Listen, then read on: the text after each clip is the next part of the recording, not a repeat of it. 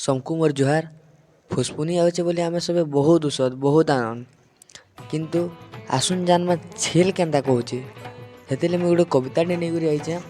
छेल कहूचे मनर कथा 12 मासे 13 परब मते काटी दौचन बढ़ावार लगे तार गरब।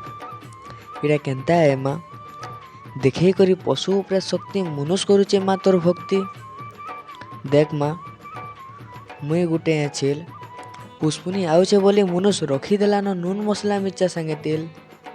माँ मोर चारि हाथ गोड़ के धरी करे माँ तोर मुहे दे देले तु ढक ढक रकत के पी देसु।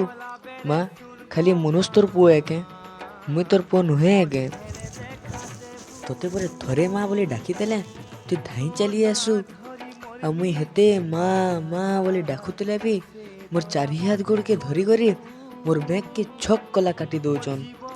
मते केते दर्द आसी जे कि जानूचे के माँ मनुष्य मले ताके श्मशान नेउचन आ आमको मारी करी खाउचन। मला मनुष्य के छुईले आउ थरे गाधुचन हेले आमको मारला परे धुई करी मसला मिर्चा देई करी खाउचन। हलदर दादा सत कहिचन मनुष्य मरले नेसन मसान आ आमर मनुष्कर पेटे ठान मनुष्कर पेटे ठान मनुष्कर पेटे ठान।